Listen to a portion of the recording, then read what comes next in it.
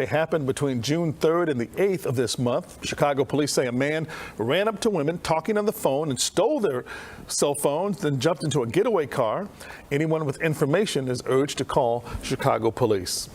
7 years ago today, hard to believe it's been that long, a gunman in Orlando, Florida, killed 49 people at a gay nightclub. Now, many of the state's LGBTQ plus communities say threats against them are even worse. Christiane Benavides explains how a host of new laws are spurring some fear and also causing them to cancel some Pride events. I have to confirm, are there any children in the audience? Pride Month in Florida looks very different this year. A new state law prohibits nearly all drag shows where children might be present, so performances have gone inside. It's not illegal to be gay. But organizers of a Pride event in St. Cloud canceled their festivities after this traffic sign appeared in nearby Orlando. Hacked to read "Kill All Gays," the organizers also blame other new anti-LGBTQ laws, saying an event in this environment would put our community at risk. It just puts targets on our backs. Sherlyn Matthews, Twyla Holiday, and Maya Buena Matthews were scheduled to perform. With the government passing legislation that kind of gives people the right to discriminate even more.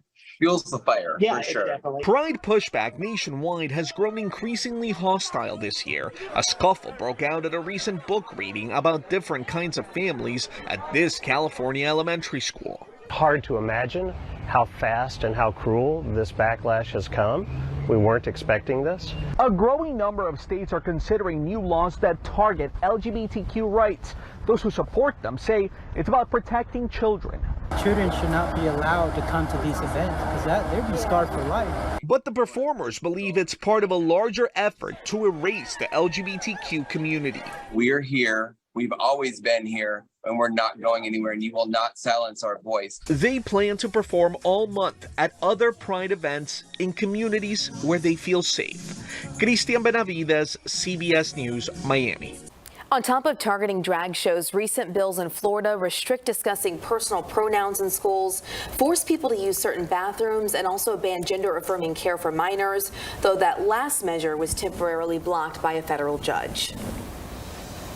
LGBTQ Pride Month is rolling on here in Chicago. Today, the CTA debuts its annual Pride Train, featuring positive and welcoming messages on board. This year's train sports a transit-inspired design of the Progress Pride flag, which celebrates queer people of color and the transgender communities. The Pride Train is set to ride along the Red Line starting today and into the fall. All right, so we're still weeks away from the big NASCAR Chicago street race, but look at this. Preps are underway. It's coming along quickly. Channel 4 2 was over Grant Park this morning, getting us a peek of what's happening. And as you can see, the grandstand already coming together there. Gosh, that's impressive to see. Ida B. Wells will be closed from Michigan Avenue over to Columbus Drive until after the checkered flag waves next month. The most significant closures will begin on June 28th. 9:36 right now, switching to First Alert weather. Goodness, Ed, I cannot believe they're going to have a street race through Chicago legally. And I would say it's about time. I think it's great. I think it's great, and I think it's just unfortunate that they have to use mufflers. That's all. But it is going to be loud, and it is going to be exciting. It is going to be right down here in Grant Park, as a matter of fact. Here's Columbus Drive here, and Buckingham Fountain's going this morning. We have the sun dimmed by some clouds that are around the area this morning, but it's going to be a very nice day. Mix of clouds and sun right now at O'Hare with 56 degrees, north wind at 15, gusting to 21 miles per hour. And we're taking a look at a temperature that'll climb to about 71 degrees today, increasing clouds as we go later in the afternoon into the evening. And it's around sunset or after that we start to see some rainfall move into the area. And we have rain that's with us tomorrow. So today, 71, dry, partly cloudy skies, increasing clouds late tomorrow, rain, 68 degrees for a high temperature. And then for the remainder of the week, we see our temperatures climb very nicely to where they ought to be this time of year. The high today would normally be right in the area around 80 degrees, and that's what we see later on in the week. So nice week ahead. Ed, thank you. As summer break is just getting started for Chicago Public Schools, the district is celebrating a major achievement. The CPS Teacher Residency Training Program offers a bridge for people wishing to become full-time teachers. This year, more than 150 candidates completed the program, the largest number since launching in 2017. Mayor Brandon Johnson and leaders from CPS and the Teachers Union are expected to attend this evening's induction ceremony.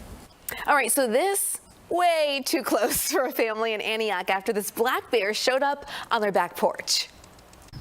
Heard a loud crash.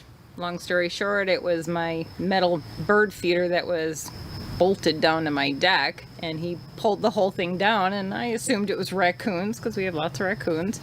And I went to the door, and he just standing there looking at me. I'm like,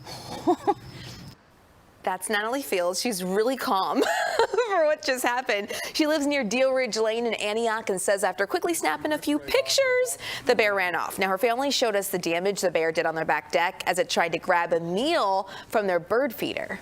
I think he was just hungry. I mean, you would be too. But yeah, he seemed fine.